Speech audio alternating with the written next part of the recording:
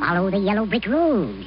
Follow the yellow brick road. Follow the yellow brick road. Follow the yellow brick road. Follow the yellow Boomer, what's up with the music? Well, Jimmy, I'm playing a song from The Wizard of Oz because we're interviewing an author today who has written a book entitled The Psychic Yellow Brick Road, How to Find the Real Wizards and Avoid the Flying Monkeys. I tell you what, I'm all about avoiding the monkeys. So she's a psycho. Why don't you just interview me? Jimmy, I think you're confusing the words psychic and psycho. You're the psycho. She's a psychic. Oh, well, very good. Proceed. And we'll do that in just a little bit. There's a couple of things I need to address before we get on with our interview. One is that I want to thank the listeners. With this episode, we are going to be over 5,000 downloads total, someday maybe per episode. And I want to thank the listeners for listening. I also want to thank listeners that have sent me their email address so that they can receive alerts as to when the next episode is coming out. And whenever I have an audiobook that has been published. So for those of you that haven't sent me your email but want to have those alerts, please send me your email address to my email address, which is ttaudioworks@gmail.com, and that address will be repeated at the end of this episode. I also want to say that there are going to be a number of Wizard of Oz audio clips interspersed throughout this episode and part 2 of the interview, which will be in the ensuing episode, for a couple of reasons. One, I love the movie, and so does Corbie. That's why she has the title as such, The Psychic Yellow Brick Road. So I have those clips in there because it's directly pertinent to the title of the book. 2, I'm hoping to make you smile with them. Some of them are funny. They're just fun to listen to. And I put them in parts that are pertinent to what's going on with our interview. But third, I want to make it very clear that the clips are in there to make you smile and sometimes illustrate the point that Corbie makes, but in no way are they to be taken as a way of being derisive or pulling away from the message that Corbie is going to share with us. I found, as I say in the interview, her to be fun and authentic and genuine, very sincere about the service that she provides. Now, you might be like me, a friendly skeptic, and not take in everything that she has to share with us, but I think you're going to find that she's a very likable person, and if I wanted to go to a psychic, and I might someday, she would be probably a first choice. Again, because of the way that she comes across and her very interested, helpful manner and approach. So, with that disclaimer, I think we're ready to get started. Is that okay with you, Jimmy? Okay, Boomer. Okay, Boomer. Okay, Boomer. Okay, Boomer. Okay, Boomer. Good morning. Can you hear me?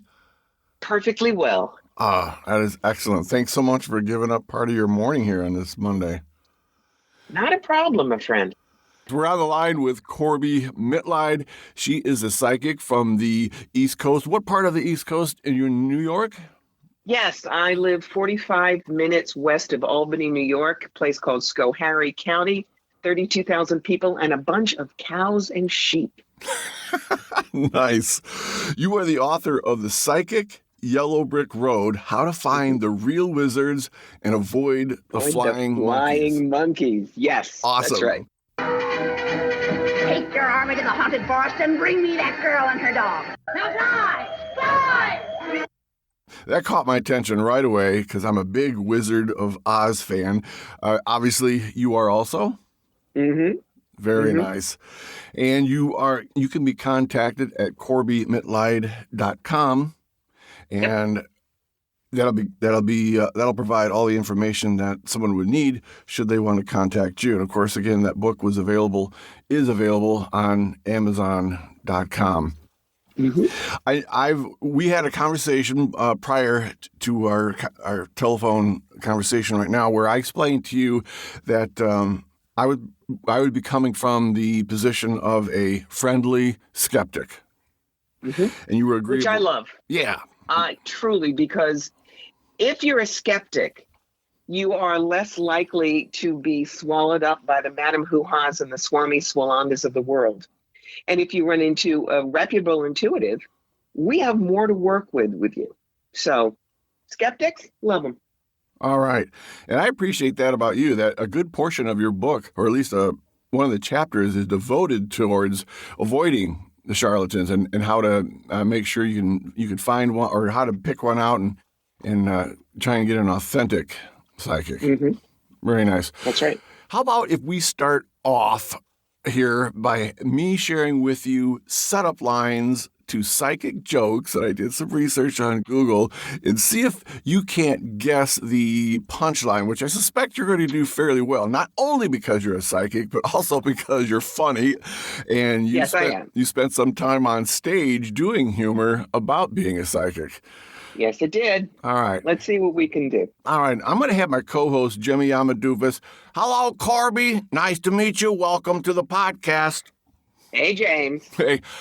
So he's going to give you the setup line and see if you can come up with what would be the short. I've chosen ones that are fairly short punchlines at the end. So here we go, Corbie. How do you announce that a psychic little person has escaped from prison? You've got a small, medium, at large. Ding, ding, yeah, that's a winner. Ah, nice. All right. Good start. How about this one? What do you call a psychic who is bad at predicting the future? Pretty unlucky, more than likely. Certainly non-profit. Non-profit. How do you like that one? Oh, very good. A psychic walks into a bar. She should have seen that coming. Well done. Well done. Did you hear about the psychic that started a clothing line? No. Jim, tell me. Everything she sold was a medium. It gets worse. James. It gets worse. Hold Yes, on. I'm sure it does. Keep going. Corbie, I had to call a psychic to my house due to strange sightings of a chicken's spirit haunting my home. What do you suppose she called it? That's right. She called it a poultrygeist. Cluck, cluck, cluck, cluck. Poultrygeist. Yeah, Okay. We're Very good. We're dipping Very low. I'm running out of research. I was shocked. I was shocked when the psychic told me that my father would pass away the very next day. I was equally shocked the next day when the milkman had a heart attack at our door and he died. All right, that one's way out in left field, Jimmy. And it wasn't a short little punchline either, Jimmy. Come on. No. All right, No. that was some of the fun, and I think you did quite well. I'd say you were about 80%, whether it was your psychic abilities or just your familiarity with your own. It's because some of them, like the small, medium, at large, we get given to us all the time. Oh, but that's okay. I do. There are some perils of the career that you just put up with. Absolutely. Whether it's bad humor or other things, right? Oh, yeah. All right. So your book, The Psychic Yellow Brick Road, How to Find the Real Wizard and Avoid the Flying Monkeys, available on Amazon.com, obviously alludes to The Wizard of Oz, which I found interesting because not only am I a big fan of that movie, but the opening scene, one of the opening scenes, has Dorothy being benevolently counseled by a medium. I forget his name in the movie. I tried to look it up this morning, but I couldn't find it. Do you remember it? It's the professor. It's the professor. Right. Yeah. Who we also know becomes the wizard, or the guy who plays that role also plays the wizard at the end of the movie. But he is a medium. Am I using the term correct with that? Actually, no. He's a psychic. Okay. All mediums are psychic, but not all psychics are mediums. Mediums specifically talk to dead people. Ah. All right. And psychic, yes, he was. And Auntie M is not dead yet, so. But he uses a crystal ball and some deception to get her to do the right thing, which is why we all like him, because he's obviously a good guy and he's trying to take care of this young girl. Poor little kid. I hope she gets home all right. So, but he is the type of, was he the type of charlatan you're trying to direct people away from? Oh, it was Professor Marvel. And yes, he is, now in 1939, nobody really believed in any of this stuff. So he was pretty typical. But the difference between someone like him that I would refer to as a Swami Salami type and a true psychic or intuitive counselor is we are more concerned with being in service than bamboozling you. Professor Marvel never guesses. He knows. I mean, there are times when if I do not get anything for you, I will tell you, I'm really sorry, I'm not connecting, and I'll give you your money back if you paid for a reading. We also don't go around reading your head as you walk by us in the supermarket. We don't walk up to you and say, excuse me, your Aunt Dora says you have a flat tire in the back and you're going to die in a car accident if you don't get it fixed. Just telling you and walking away. That's called a drive-by psychic shooting. And no reputable psychic does that. That's like getting shot in the head mentally. Very nice. All right. It's like, who the heck are you? And get out of my brain. It's rude. I found it interesting in your book that and in your introduction, you make it clear, or try to make it clear anyhow, about the confusion people might have between God, Spirit, the Great One, the ultimate force.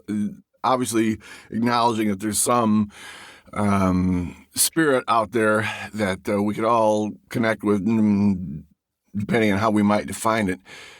But it's apparent to me that you feel that you are in touch with the Great One, the Spirit, God. So are you. I'm sorry? I don't have a license. I didn't have to pass a test. Okay, fine, you're good. God will talk to you. No, we can all do this. We're all wired like the same house plan. And we can all, the way I explain it is like we all have 10 fingers, okay? Everybody can pick out chopsticks if there's a piano nearby. Right. If you really want to get good, you play your scales, you practice, and so you can sound pretty good on the piano. 1 in 30 million is Elton John, but we all have 10 fingers. So everybody can do what I do. I'm not special.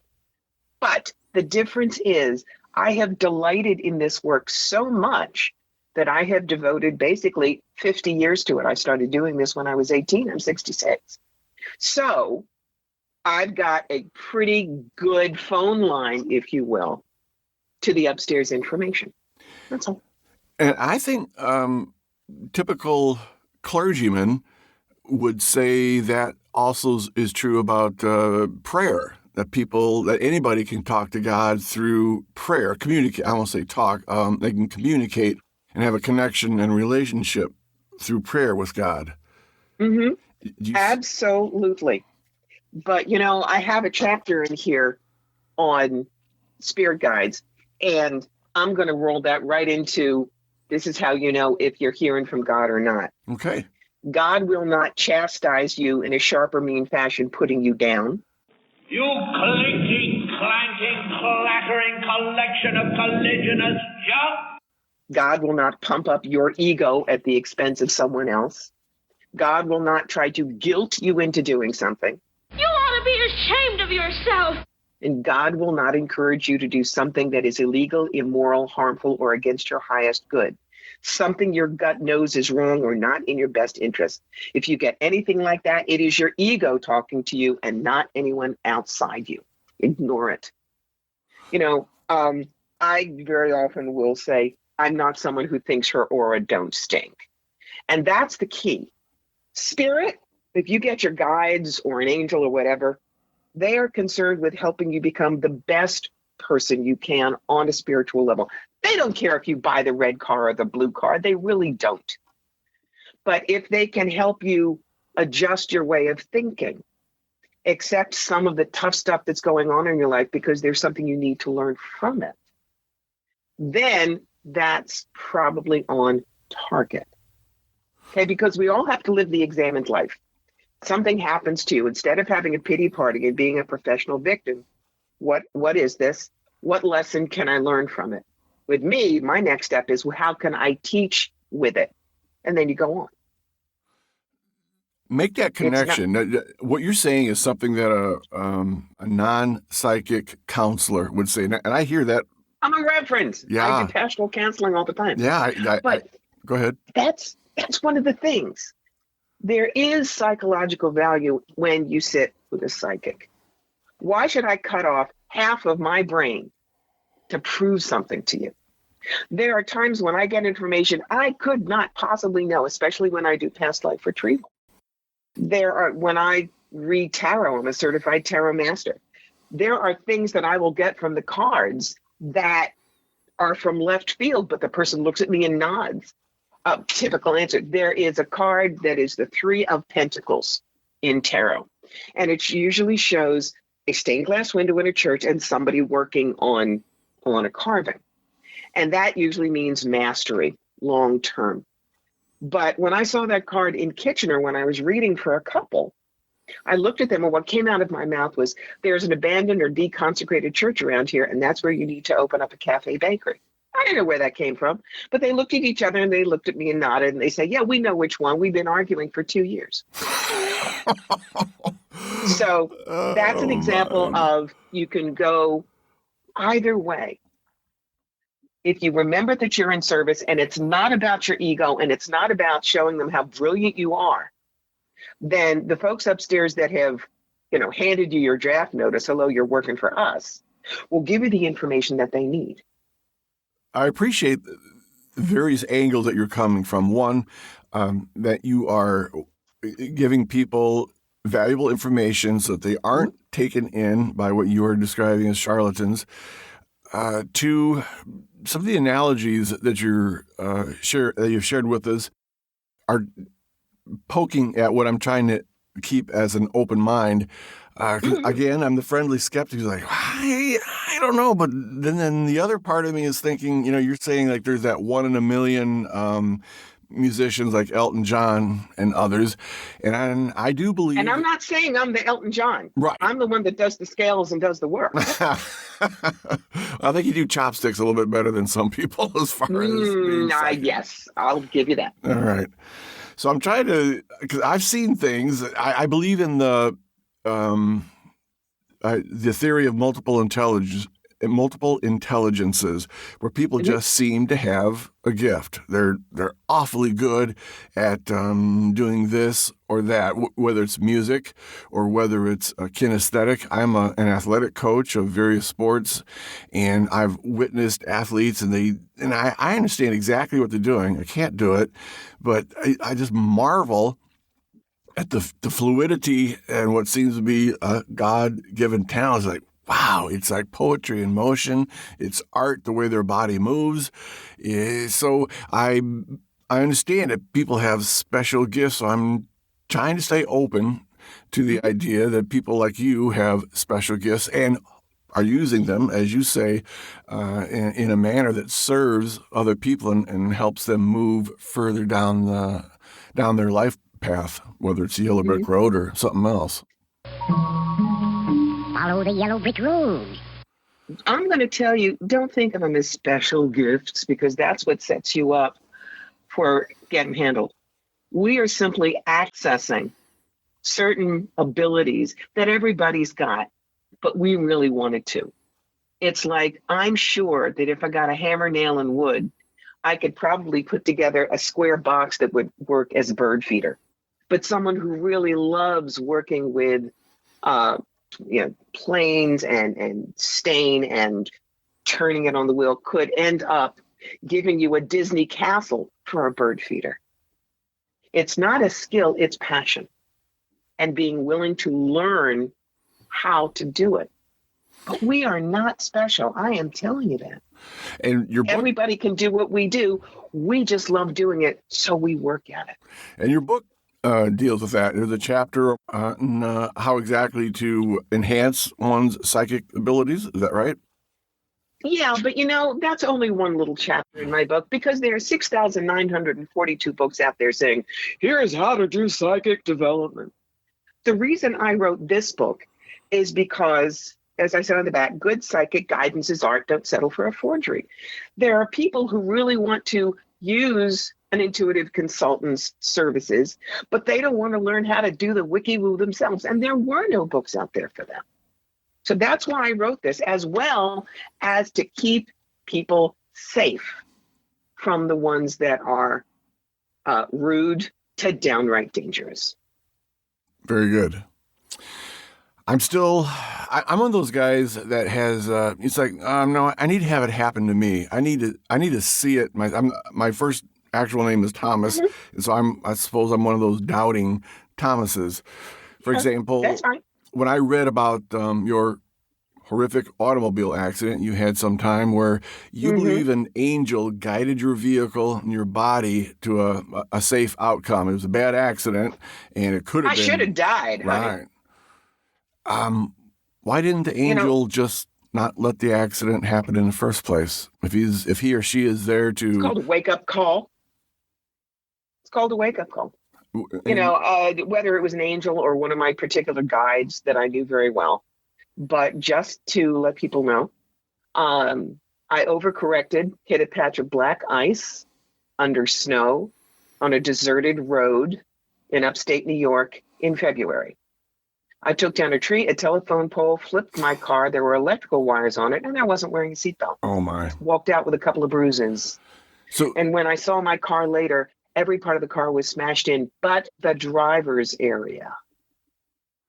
Come on. So what did that isn't a hit upside the head with a clue brick. What did it wake you up to?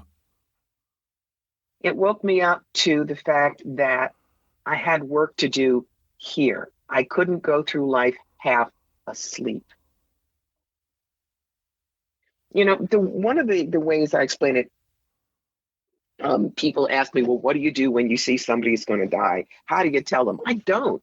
From now on, you'll be history. You'll be history. For one thing, I have an agreement with my guys upstairs. I am not going to see it. Number two, we have 3 or 4 or 5 places in our lives where we could make an exit, depending on what we learn. What have you learned, Dorothy? You could die of a fever at 4, a car accident at 18, a mugging at 35, drowning on a boat on Lake Sacandaga at 50, or prostate cancer at 74. As you approach these points, your soul kind of looks down and says, have we gotten everything done that we need to? If yes, off you go. Your ticket gets punched. If not, you go on. But everybody has, a warranty with an expiration date. So eventually you're going to leave. Yes. Nobody's getting out of it alive. Right. Right.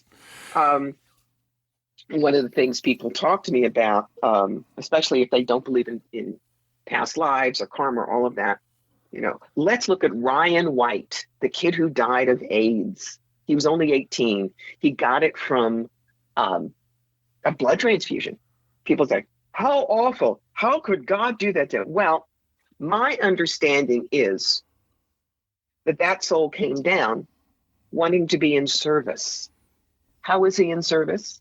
We'll go back to Elton John. Ryan became friends with Elton when Elton was drugging and drinking and, basically driving himself into the ground. Mm-hmm. But Ryan's courage and kind soul so moved Elton that Elton became a dear friend of the family. And after Ryan died, got clean and sober and has stayed that way for over 30 years and created the Elton John AIDS Foundation because of his friendship with Ryan.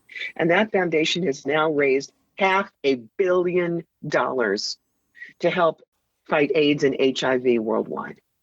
So you can't tell me that Ryan White had a terrible life and it was wasted.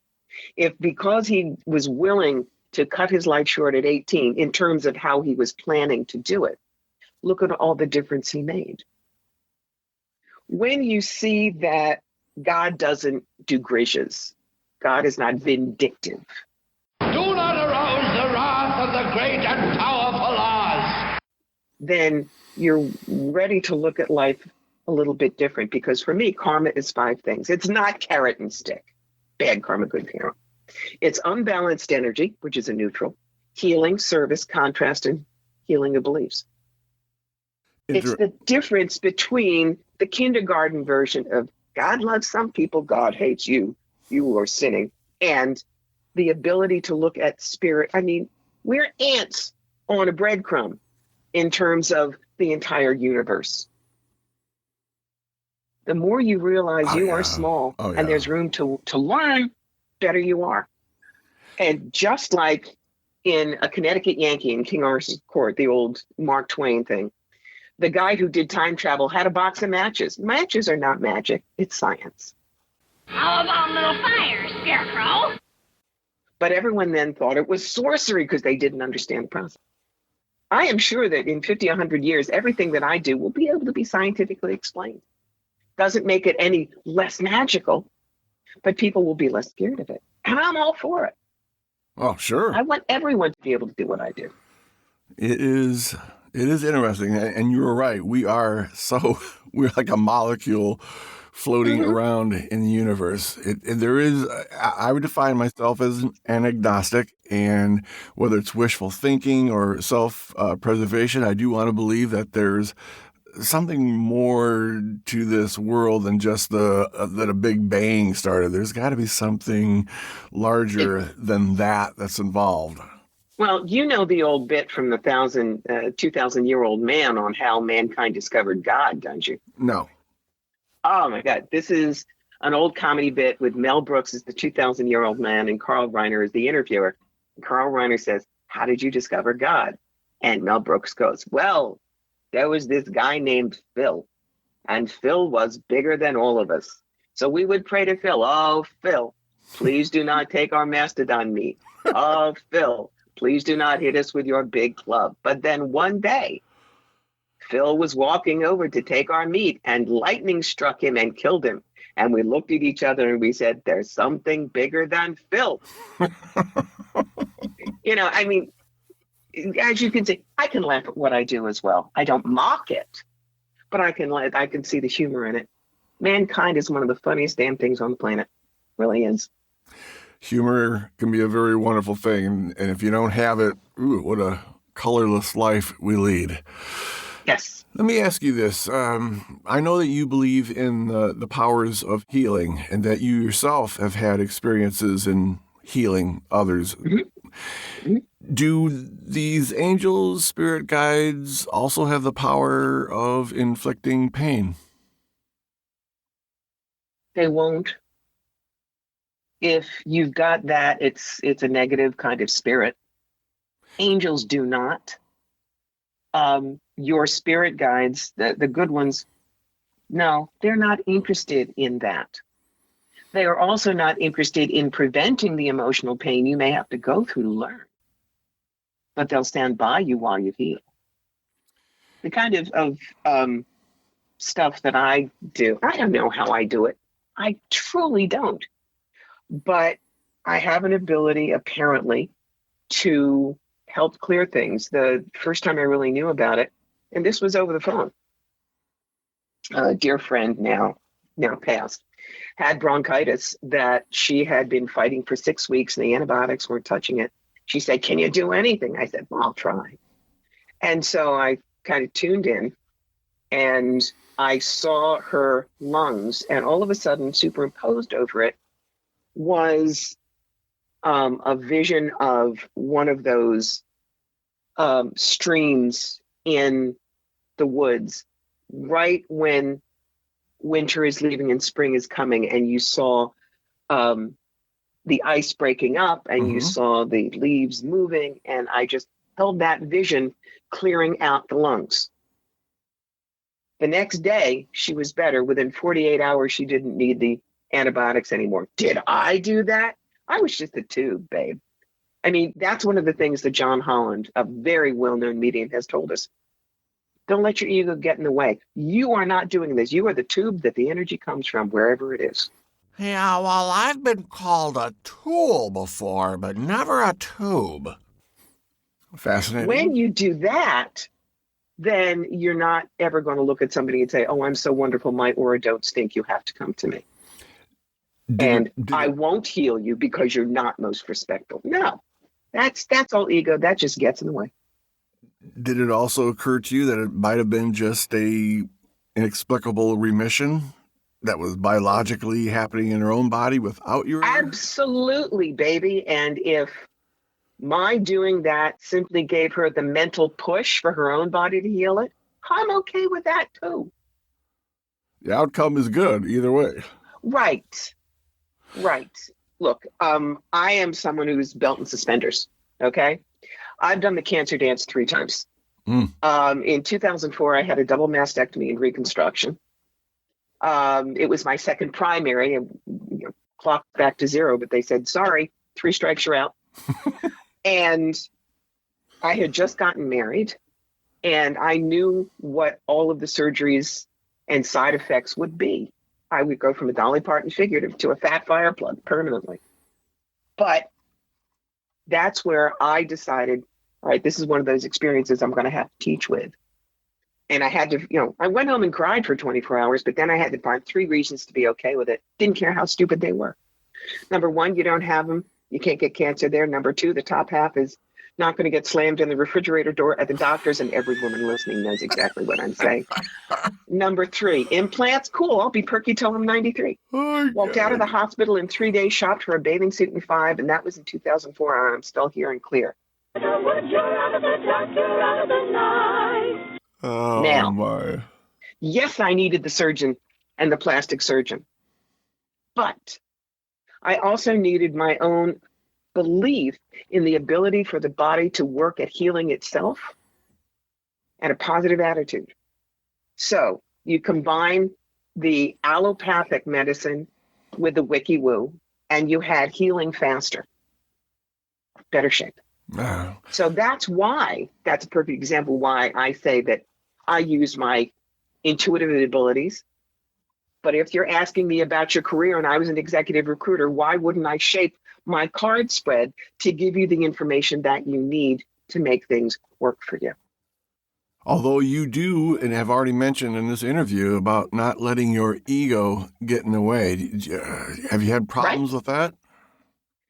I'm sure I did in the beginning. You always are afraid, what if they don't like what I say? What if they think I'm wrong? But, I do this 6 days a week. I read 1,000 people a year. I've done it for decades. So my ego is generally always on the shelf. And if somebody looks at me and says, you stink, you're a lousy reader. You humbug! I look at them and I smile and say, thank you for sharing. You may think that if you wish. Give them their money back and off they go. But, it's also self-respect. If I'm doing a holistic expo and somebody leans over my desk and says, well, tell me something you couldn't know about me. And if you're right, I'll have a reading. I just look at them and smile and say, I'm sorry, I don't roll over and fetch either. And I turn my back and they don't get a reading. There is simple human respect that I do expect. That guy wasn't a skeptic. He was someone who wanted to hit back at the psychic. See, I'm better than you are. No, a skeptic, a true skeptic says, I'm not sure about this. They might have said, I'm a skeptic. So if you can tell me something you would know, then I'd have a reading. Then I might try to explain to you politely why that doesn't really work. But just to throw that at me and look expectantly like I'm going to perform like a trick dog, not happening. Would you be willing to work with me in a reading? Oh, sure.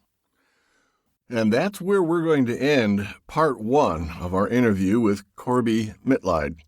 Gee whiz, Boomer, we're just about to get the lowdown on you, all the juicy dirt. Well, you'll just have to stick around for part 2. Until then, take us home, Jimmy. There's no place like home. Shut up. And kids, don't forget to be checking in with AroundPtown.com. It's got all the news that you can use. Stay hip, stay classy with AroundPtown.com. If you enjoyed listening to Boomer here, he'd appreciate it if you'd subscribe to his podcast so you'd get notifications of when the next episode's coming up. Maybe leave a rating on a review. But yeah, go ahead and subscribe. That helps the podcast grow, and that makes the little fella feel so much better. And if you have any feedback for him, go ahead and contact him at ttaudioworks@gmail.com. Again, that's ttaudioworks audioworks@gmail.com. Okay, I'll see you in the next episode. Bye-bye.